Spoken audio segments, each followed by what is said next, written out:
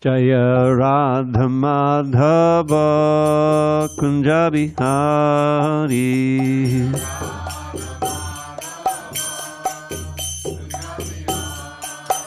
Jaya Radha Madhava Kunja Bihari.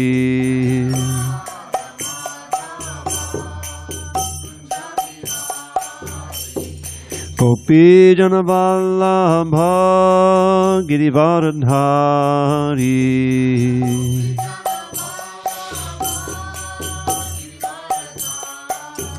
Jaya Gopi Jana Vallabha Girivardhari.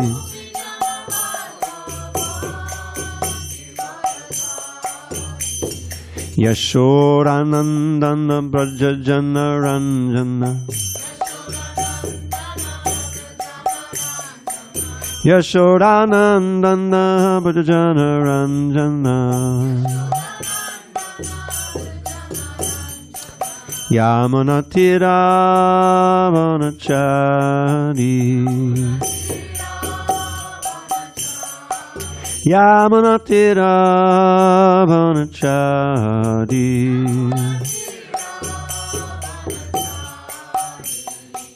Hare Krishna, Hare Krishna, Krishna Krishna, Hare Hare, Hare Rama, Hare Rama, Rama Rama, Hare Hare.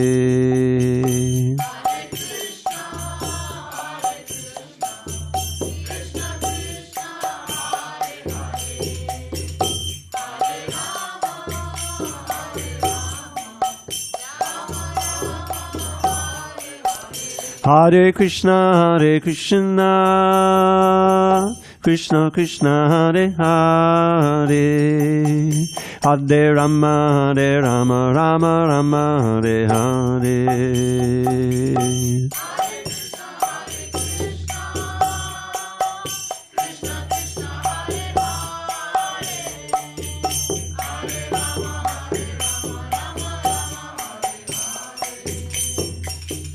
Jaya Radha Madhava Kunja Bihari.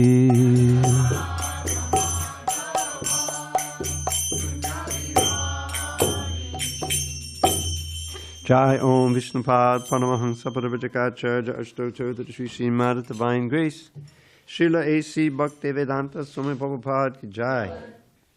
ISKCON BBT Founder Acharya Srila Prabhupada Ki Jai. Jai Om Vishnupad Paramahansa Paravajakacharya Ashtotoda Sri Srimad Divine Grace Srila Bhakti Siddhanta Saraswati Thakur Ki Jai. Ananta Koti Vaishnavinda Ki Jai. Namacharya Srila Haridas Thakur Ki Jai. Srimad Bhagavad Gita Ki Jai. Samaveda Bhaktavinda Ki Jai. All glories to the assembled devotees. All glories to the assembled devotees. All glories to the assembled devotees. All glory to Sri Guru and Gauranga. Om Namo Bhagavate Vasudevaya. Om Namo Bhagavate Vasudevaya. Om Namo Bhagavate Vasudevaya.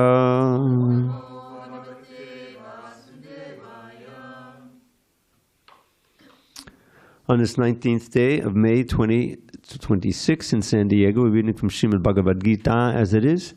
Translation and commentary by His Divine Grace A.C. Bhaktivedanta Swami Prabhupada.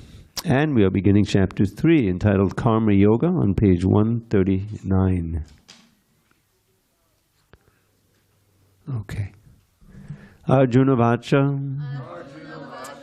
Jayasi Chet Karmanaste Mata Buddhir Janardana Tatkim Karmani Gore Mam Niyojasi Keshava Niyojasi Keshava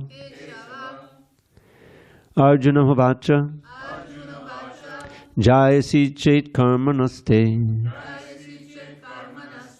Mata buddhir janardana. Tat kim karmani ghore mam. Niyodhyasi Keshava. Arjuna Hovacha. Jayasi chet karmanaste. Mata buddhir janardana. Tat kim karmani ghore mam. Niyodhyasi Keshava. Arjuna Hovacha. Jayasi chet karmanaste. Mata buddhir janardana. Tatkin karmani ghore mam. Niyodhyasi Keshava. Prema. Arjuna Hovacha. Jayasi chet karmanaste. Mata buddhir janardana. Tatkin karmani ghore mam. Niyodhyasi Keshava. Go ahead. Arjuna Vacha. Jayasi chet karmanaste. Mata buddhir janardana. Tatkin karmani ghore mam. Niyodhyasi Keshava. Ami. Arjuna Vacha. Jayasi chet karmanaste. Mata buddhir janardana. Tatkin karmani buddhe mam. Niyodhyasi Keshava. Mohani Radha. Arjuna Uvacha. Jayasi chet karmanaste. Mata buddhir janardana. Tatkin karmani ghore mam. Niyodhyasi Keshava. Anyone want to chant? Arjuna Vacha. Jayasi chet karmanaste. Mata buddhir janardana. Tatkin karmani ghore mam. Niyodhyasi Keshava. Okay. Would you like to try?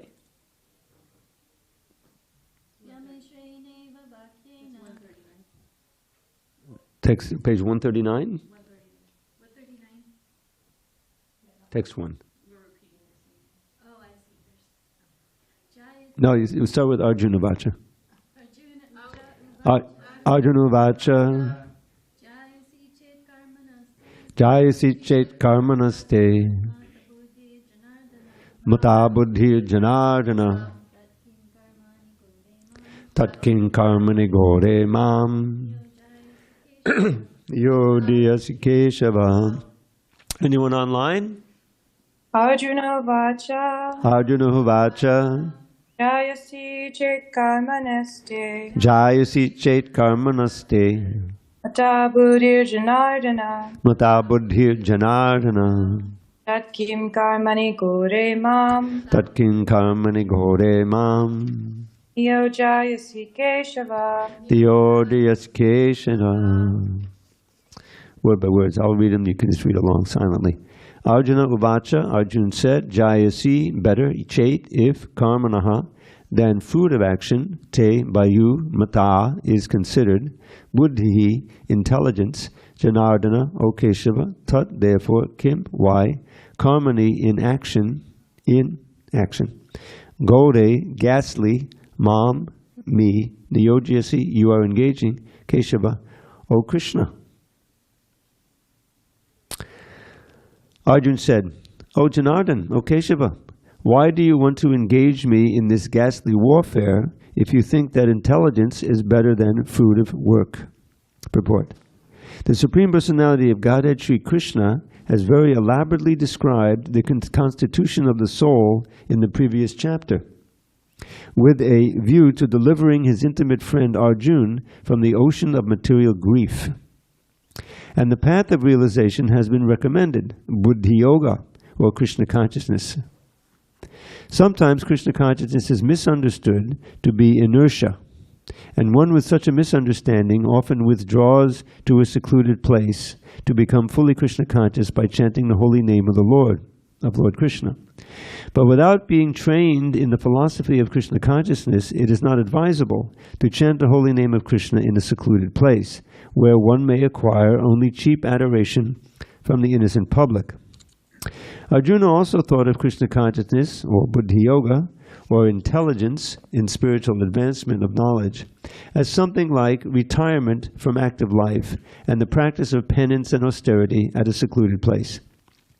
In other words, he wanted to skillfully avoid the fighting by using Krishna consciousness as an excuse. But as a sincere student, he placed the matter before his master and questioned Krishna as to his best course of action. In answer, Lord Krishna elaborately explained Karma Yoga, or work in Krishna consciousness, in this third chapter. Om Jnana Timarandasya Jnanandana Salakaya Chakshu Unmilitam Mena Tasmai Shri Gurave Namaha.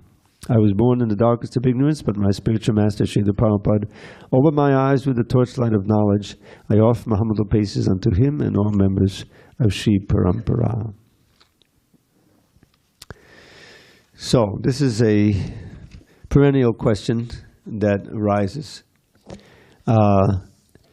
Krishna consciousness is simultaneously, those who are serious practitioners, Prabhupada said in various places, the first austerity is to get up early and leave time, assuming everyone is busy with work or family or whatever, and leave time around Brahma Muhurta, ideally, early morning, to practice chanting the holy name, worshiping the deity, studying the Shastra, like that. But here we see that the whole Bhagavad Gita is premised on the grounds that Arjuna is reluctant to fight in this battle because he's got so much attachments. In other words, family attachments. He's loyal to his teacher Dronacharya, his grandfather figure Bhishma Dev, who's on the other side. You know the whole argument from the first and second chapters. Also, there's this question of, well, I'm going to take part in this massive war, and all of these soldiers are going to be killed. And then what's going to happen to their wives? They'll be unprotected, and we'll have Varna Sankara, people being born who are not very auspicious for the world. And I'll be responsible. I'll get all this sinful reaction and everything. So why should I do that? So this was Arjuna's argument. And then in the second chapter here, Krishna has stressed, especially the latter part of the chapter, this Buddhi Yoga. Buddhi Yoga as kind of a synonym for Bhakti Yoga. Now, Buddhi, of course, means intelligence, because really Krishna consciousness is dependent on strengthening the intelligence. And therefore, the first question the first step is to gain some inquisitiveness for understanding those classic questions, the answers to the classic questions of Sanatana Goswami when he approached Lord Chaitanya. Who am I? Why am I suffering? And of course, another question is, where did everything come from? This is a tato brahma jigyasa. The first sutra or aphorism of the Vedanta sutras, where Vedanta means the ultimate knowledge, the end of all knowledge, the essence of all the Vedic knowledge, is this challenge to all of us. Tato brahma jigyasa. Now, therefore, being a human being, you should inquire into Brahman. What is Brahman? We always say Brahman, but it's Brahman. And the answer is in the second sutra. Janmadyasya yataha.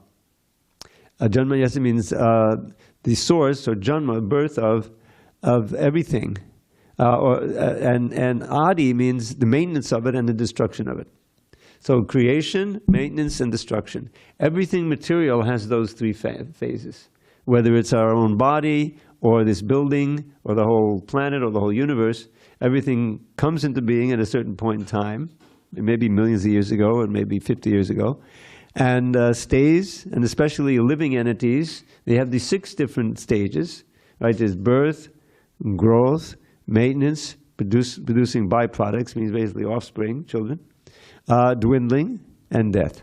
The 6 changes. Shadvichara, there's a name for it. And whether, you can point to those things in a big entity like the universe or the planet, the point is there's a beginning, there's a middle, and an end. So, as human beings, intelligent human beings, we should inquire, how did everything come about? I remember when I first started reading the Srimad Bhagavatam, I think it's the very first purport, to the first verse, Janma Jasya Yaton Vayad, which is really defining who the Supreme Personality of God is. And who is that? Well, we don't have to wait for the first verse. Om Namo Bhagavate Vasudevaya. That's also part of the Bhagavatam. It's Vasudeva, it's Krishna. But it's a question of, it begins with the same phrase of the second sutra. Janmad Yasya Yata. And it goes on. Janmad Yasya Yaton Vayad Tatatashtarti. It describes. It's a person. It's a conscious person. It's not some, random chemical reaction. That's the demon's view. You remember in the 16th chapter, we'll read, what is that? Anishanam, Jagadahu Anishanam, Aparasparasam Bhutam Kamanyat Kamahoitakam. That's Asatyam.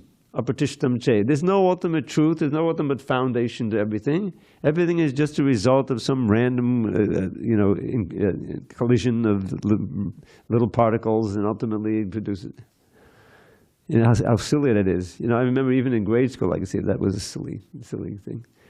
So, but this is asatyam jagadahu arishanam aparasparasam bhutam kamanyat kamahoitakam. So the demons declare, they don't wonder. There's a difference between atheists and agnostics.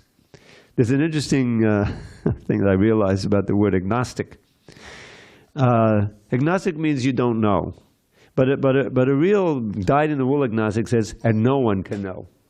That they declare like that. I don't know, and you can't know either. Like that. So that's obviously not part of our philosophy. But there's a definition of an atheist called a how's it go? Oh God! But it sounds like the same word. Not agnostic, but Gnostica. Gnostic. Gnostic simply means it doesn't exist. Asti, right? God doesn't exist. Gnostica. So sometimes probably we'd use the word agnostic because it sounds just like Gnostic to mean atheist. But really, agnostic is someone who maybe can be convinced that there's a God. Because I was agnostic. I mean, we're all kind of born agnostic. I don't know if there's a God, And to come to the conclusion that there is no God, you have to be exposed to a philosophy, saying, well, how can there be a God? I don't see him. Can you show me God? Prabhu, show me God. Do you have the eyes to see God? Okay. So anyway, the process of devotional service, of any serious yoga, begins with that inquiry. Where have I come from? Where has everything come from? What is the source of everything?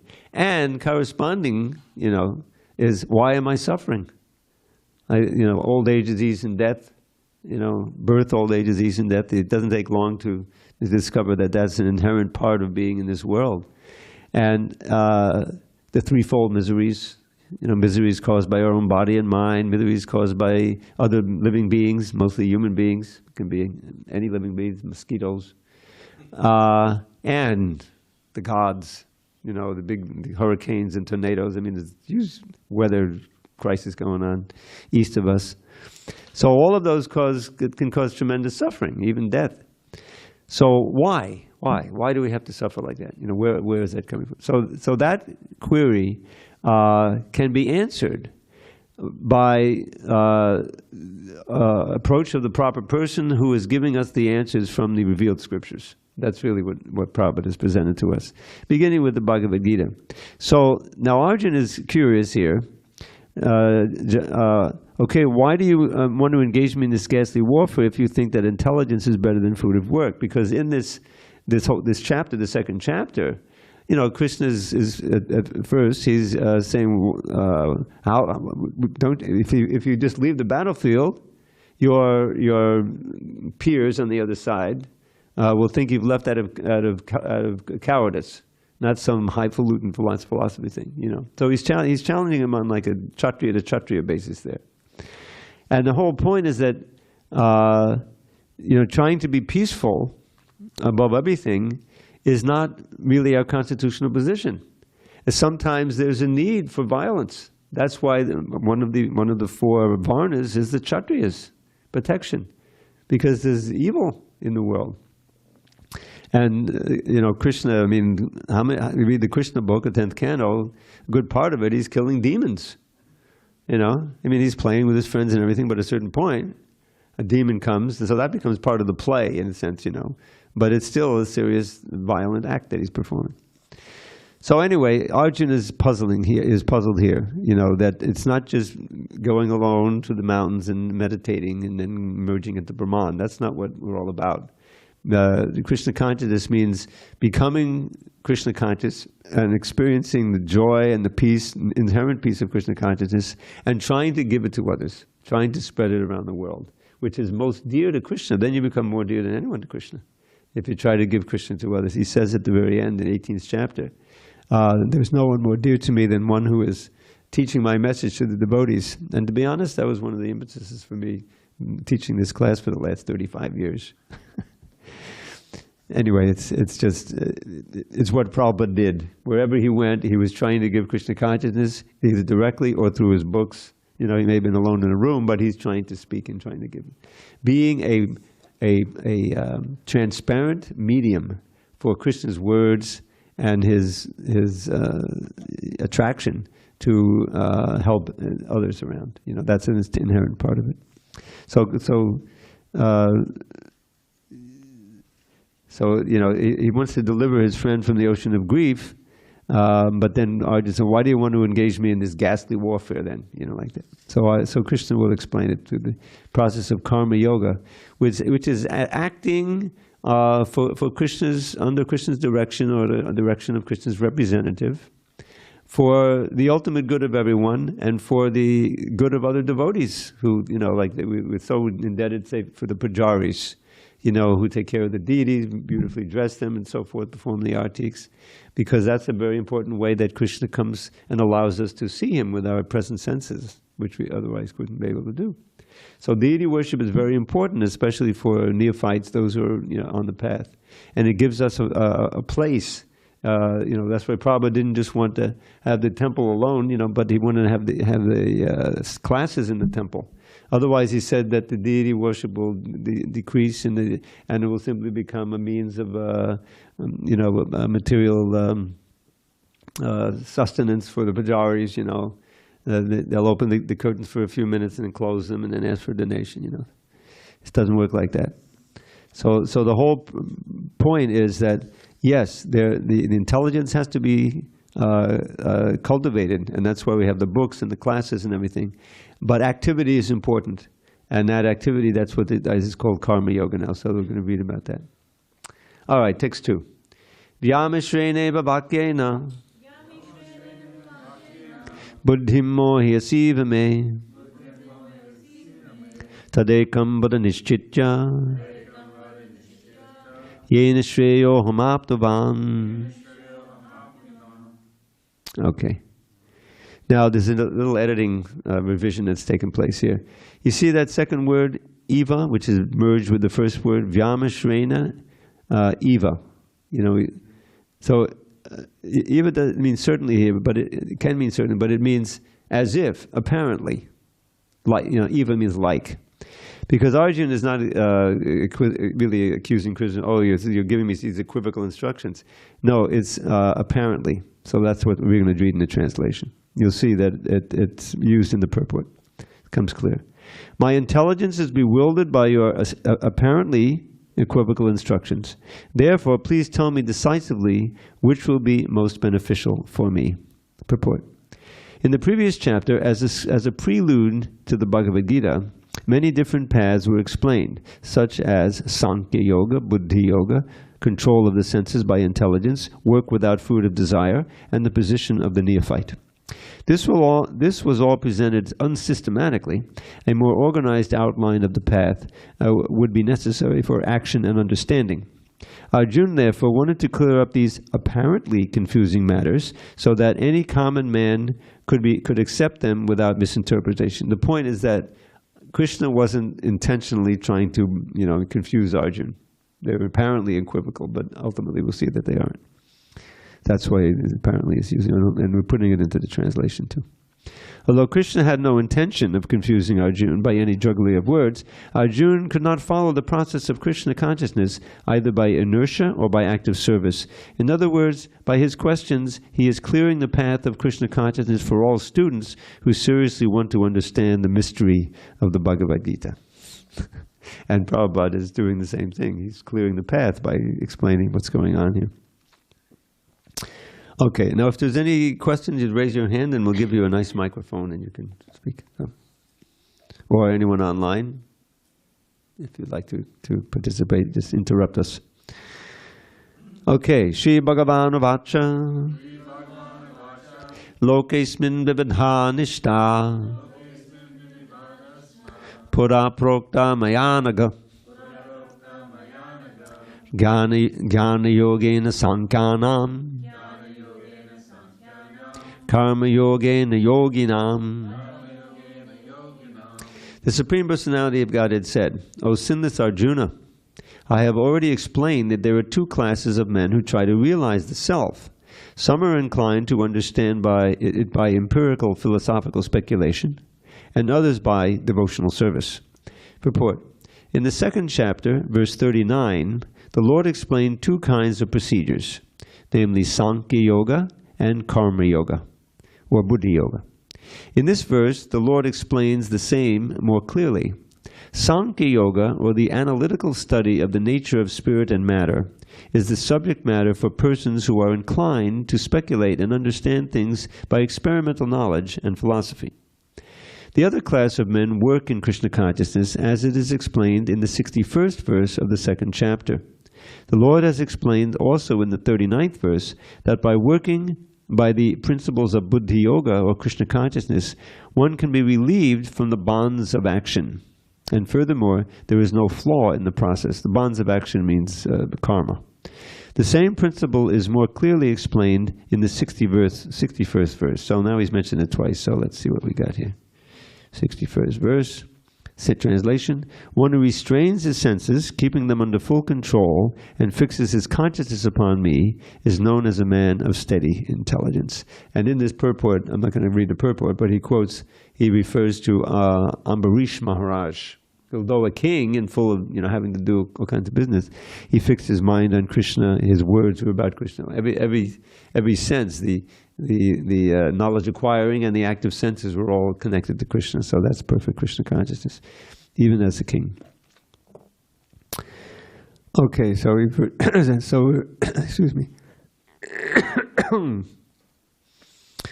So where was I? Was it 2 or 3 I'm reading? 3, right? Okay. Okay, 61st verse. The Lord has explained also in 39th verse that by working by the principles of Buddhi Yoga or Krishna consciousness, one can be relieved from the bonds of action. And furthermore, there is no flaw in the process. The same principle is more clearly explained in the 61st verse, that this Buddhi Yoga is to depend on entirely on the Supreme, or more specifically on Krishna, and in this way all the senses can be brought under control very easily. Therefore, both the yogas are interdependent, or the two yogas are interdependent, as religion and philosophy. Religion without philosophy, this is a really famous sentence, one of the most famous in the whole book. Religion without philosophy is sentiment, or sometimes fanaticism, while philosophy without religion is mental speculation. The ultimate goal is Krishna, because the philosophers who are also sincerely searching after the absolute truth come in the end to Krishna consciousness. This is also stated in the Bhagavad Gita. The whole process is to understand the real position of the self in relation to the super self. The indirect process is philosophical speculation by which gradually one may come to the point of Krishna consciousness. And the other process is directly connecting everything with Krishna in Krishna consciousness. Of these two, the path of Krishna consciousness is better because it does not depend on purifying the senses by a philosophical process. Krishna consciousness itself is the purifying process, and by the direct method of devotional service, it is simultaneously easy and sublime. Now, often in this kind of discussion, probably give the analogy of trying to go to, I mean, I don't know how many of you have visited of the Empire State Building. I know that you probably heard that. At one point it was the tallest building in the world, so it's really tall, over 100 floors. So I remember I lived in Hempstead, which is a suburb, and we went into the city, and one time, I wanted to go to the top of the Empire State Building. Well, there was the sign there said stairs, but everyone was taking the elevator, And Prabhupada says that the speculative, path and so forth is like taking the stairs. If you really want to get to the goal quickly, you put Krishna consciousness. So I took the elevator, and now I was on the 108th floor or whatever it was, And it was pretty scary, actually. Oh, Krishna. Those were the days. Actually, I have a real quick question. Yes, please. Hare Krishna. So, if I remember right, Buddha Yoga is really only used in this chapter, and it's not used in the rest of the Bhagavad Gita. What's the? I don't know if I want to use Well, not it. this chapter. You're talking about the last chapter. Well, it's being used, right? It's mentioned here, but in reference to the last chapter. Yeah, Buddha but then Yoga. after this chapter, I think it's not used anymore. I'm not sure. You may be right, and I can have to confirm that. But So I guess what I'm wondering is what's the point of using Buddha Yoga in place of Bhakti Yoga? You know what I'm saying? It's an emphasis on the importance of strengthening the intelligence. In this context, I often quote this verse that those who have come to this class quite often have probably heard several times. It's quoted by Lord Chaitanya in his teachings to Sanatana Goswami, and very systematic teachings. The longest straight series of teachings by Lord Chaitanya is there in his teachings to Sanatana Goswami. It's several chapters long, and there, Lord Chaitanya says that all the Vedas can be divided into these three sections of understanding: Sambandha, Abhideya, and Prayojana. You see?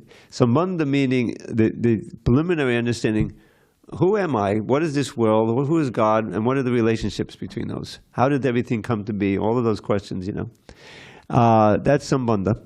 And Abhideya is the practice by which you can realize that. And more than that, you can realize the nature of the Supreme Personality of Godhead and your relationship with Him. So that's very important, Sambandha. And then what's the ultimate goal? Prayojana is pure love for Krishna. It's not actually going back to Godhead. That's an adjunct to pure love for Krishna.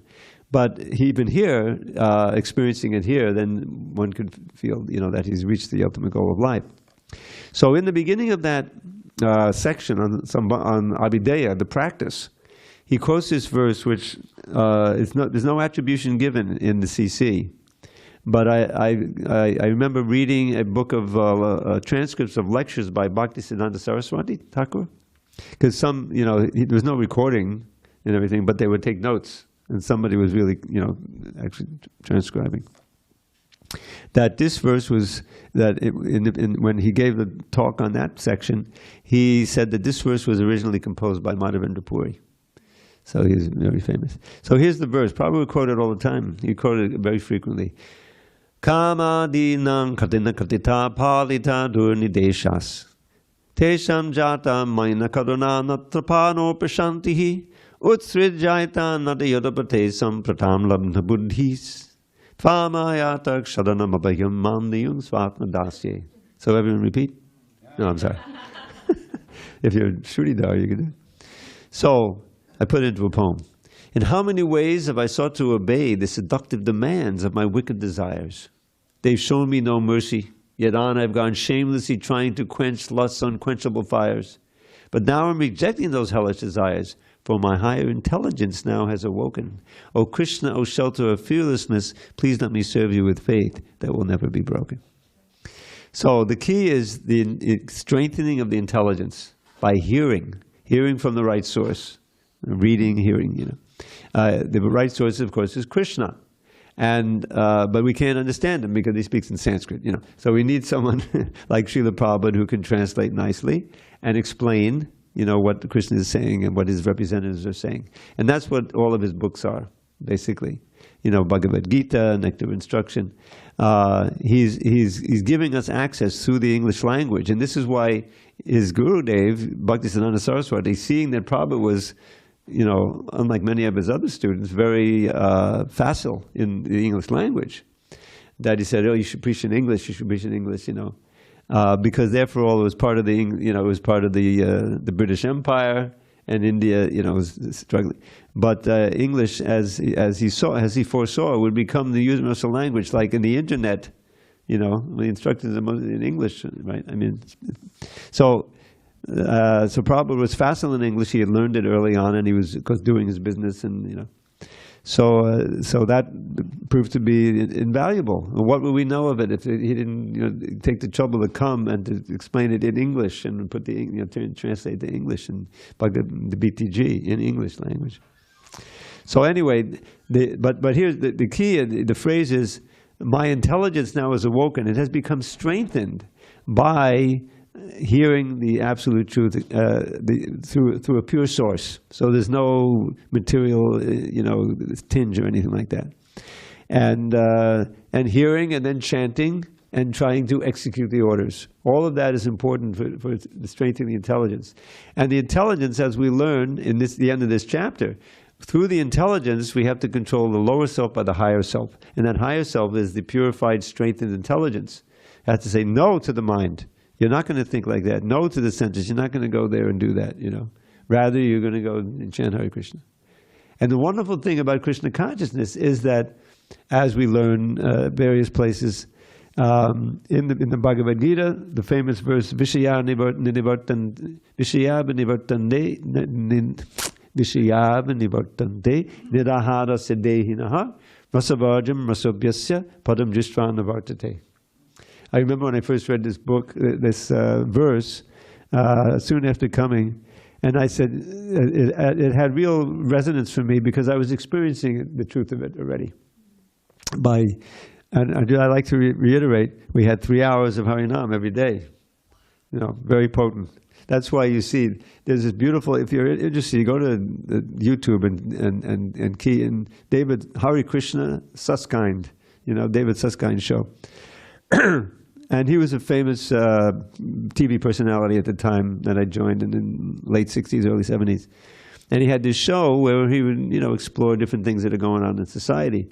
So he's in New York, and New York has this, wonderful temple, the Brooklyn Temple. So he invited a bunch of devotees from there and from elsewhere, because there were devotees, I think, from Detroit. I think Bhagavan was there with some people.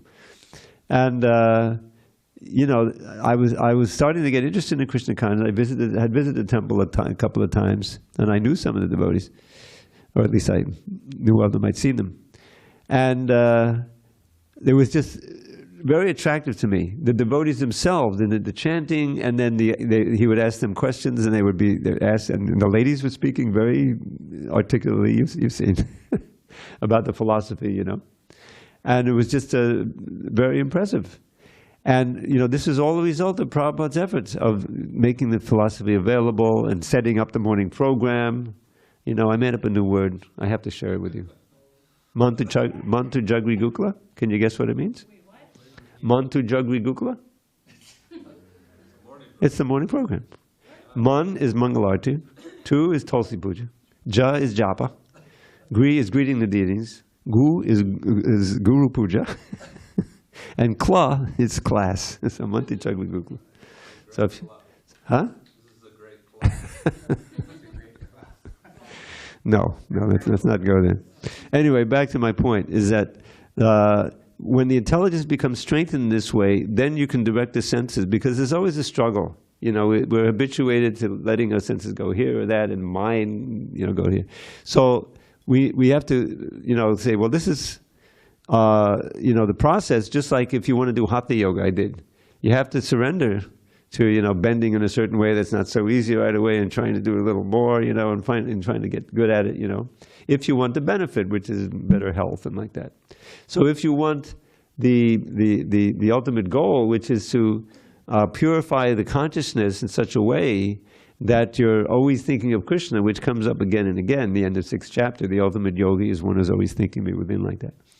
And you realize, like any discipline, right? There's a path, there's a marga. Like suppose I give the example of an Olympic, pole vaulter or something, So male or female, you have to train, and you have to train under somebody. And you have to understand why you do it this way and not that way, because otherwise you strain your back, and so forth. So there's a process, and because you want the goal, the Olympic gold medal, fame and so forth.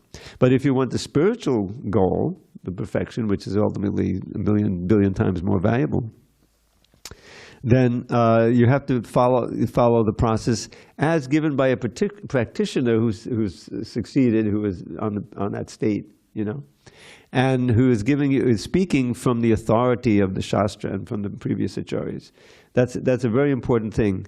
Yasya devi para bhakti yata devi tatagaro tasyate katatayaka prakashante mahamana. To understand all the full intricacies of the Shastra, one has to have equal faith and devotion for the Guru as well as the Shastra itself. Yasya devi para bhakti yata devi tatagaro. Yasya devi para bhakti. Equal faith in God and in the Guru. You see. And then all the teachings of the Shastra will become manifest. You have to have the right teacher. So we're blessed with Prabhupada giving us all these wonderful teachings. All right, if there's no further, how far did we get? Through 4? We're on 4. Okay. Nikarmana manarambham naishkarmyam purushoshnate Nata sanyasanareva siddhim samadhigacchati. Not by merely abstaining from work can one achieve freedom from reaction, nor by renunciation alone can one attain perfection. So the freedom from reaction is this word naishkarmya, which is like a goal, to be able to act without any reaction, because everything you're doing is for Krishna. That's the statement, ultimately. Purport. The renounced order of life, sannyas, can be accepted when one has been purified by the discharge of the prescribed form of duties which are laid down just to purify the hearts of materialistic men. Without purification, one cannot attain success by abruptly adopting the 4th order of life, sannyas. According to the empirical philosophers, simply by adopting sannyas or retiring from fruitive activities, one at once becomes as good as Narayan. But Lord Krishna does not approve of this principle. Without purification of heart, sannyas is simply a disturbance to the social order. On the other hand, if someone takes to the transcendental service of the Lord, even without discharging his prescribed duties, whatever he may be able to advance in the cause is accepted by the Lord. Buddhi Yoga. Svalpam apyasya dharmasya trayate mahato bhayat. Even a slight performance of such a principle enables one to overcome great difficulties. So obviously I can't resist. This is one of my favorite verses, which is 240, I believe, right? Or 42. I forget. 41. So in the 2nd chapter, and this is very encouraging. Well, this seems like a pretty big mountain to climb. How can I succeed? So Krishna encourages Arjuna and us. He says, "Nehabik kamanashosti pratyavayo navidyate svalpamapyasya dharmasya trayate mahato bhayat." Now, bhayat has 2 meanings. Following this wonderful quality of Sanskrit, where the result and the cause of something, you often have the same word. So bhaya normally most often means fear, fear. What is that?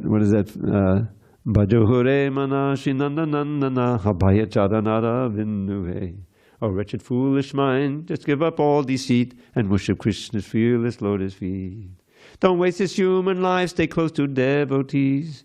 Don't waste this human life, stay close to devotees and cross this worldly sea of misery. If you like my poetry, just write me an email. She'll give you the email address. I did that song and another song.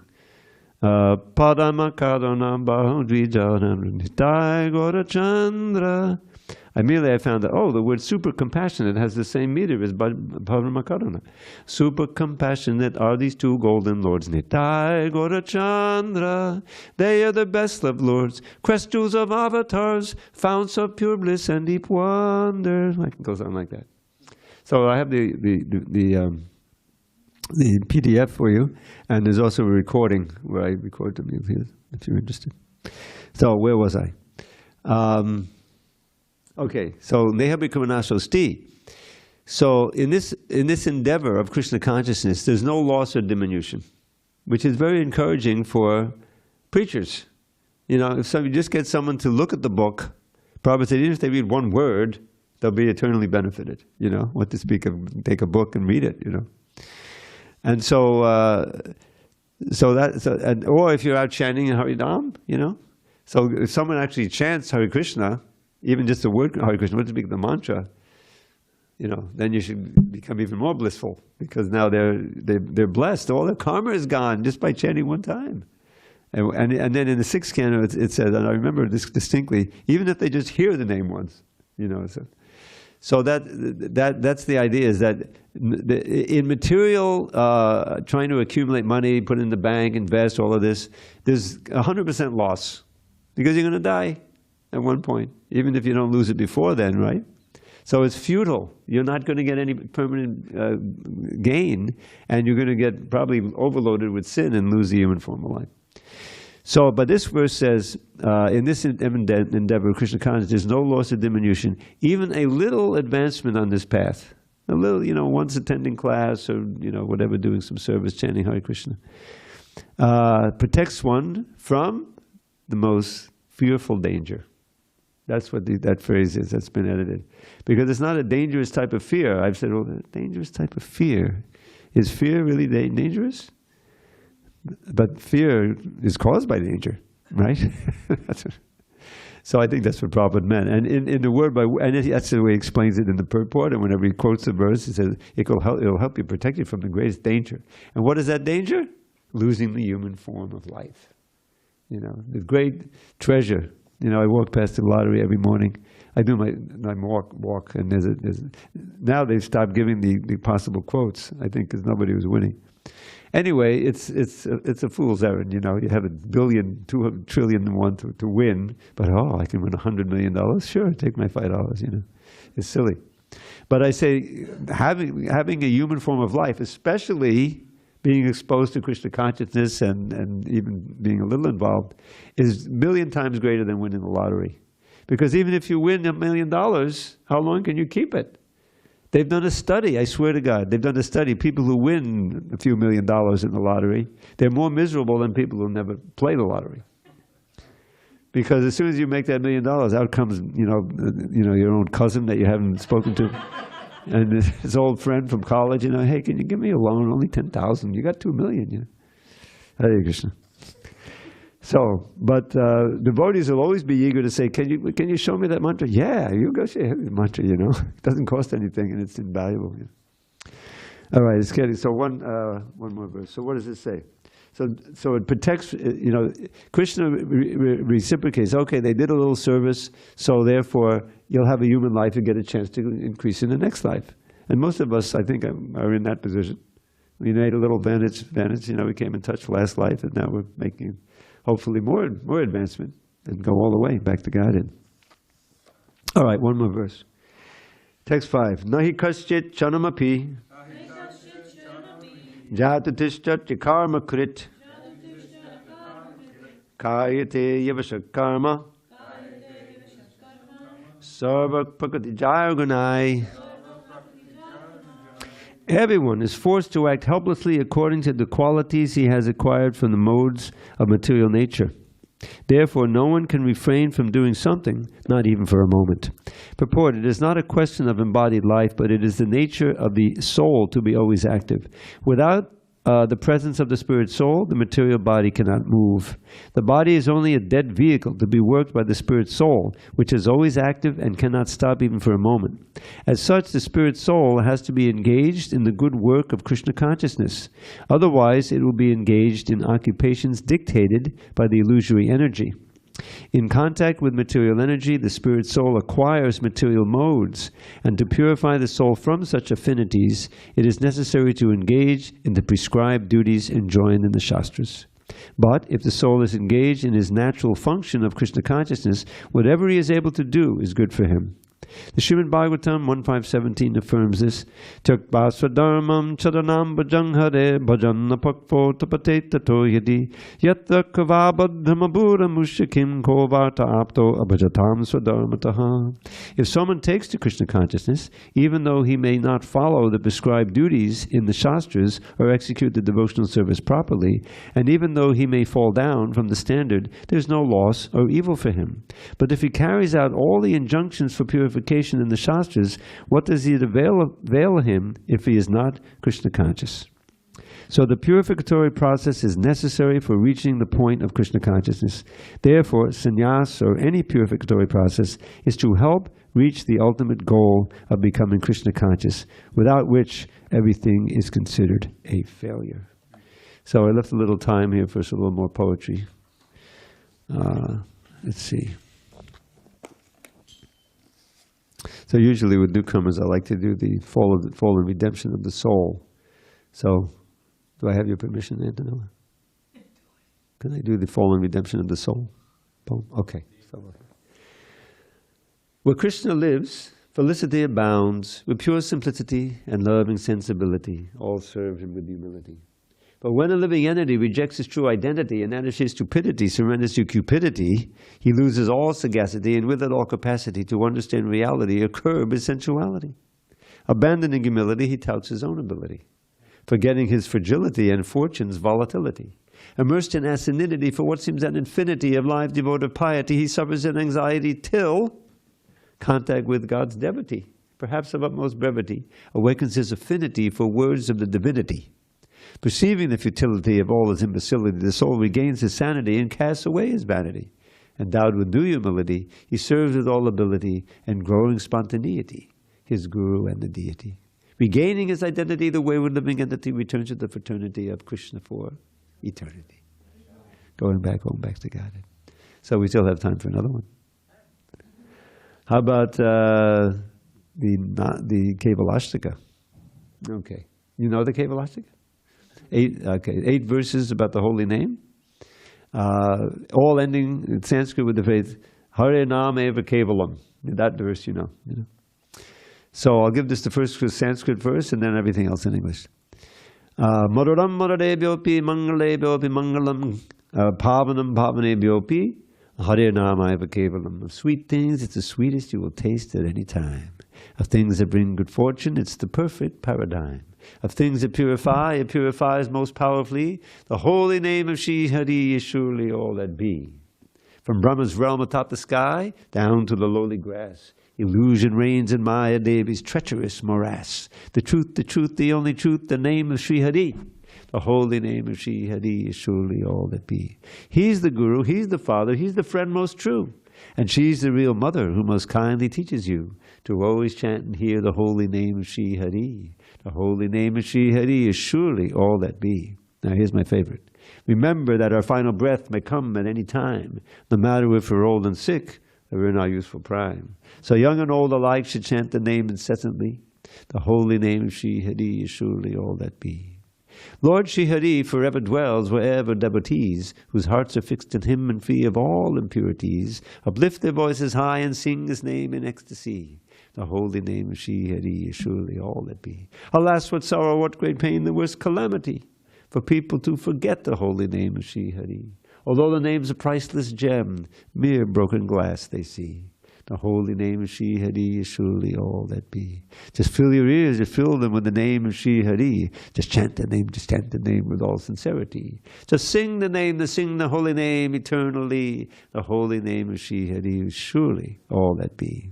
It makes this world appear like bits of straw upon the ground. Resplendently it reigns supreme, divinity and sound. It's filled with transcendental bliss and peerless purity.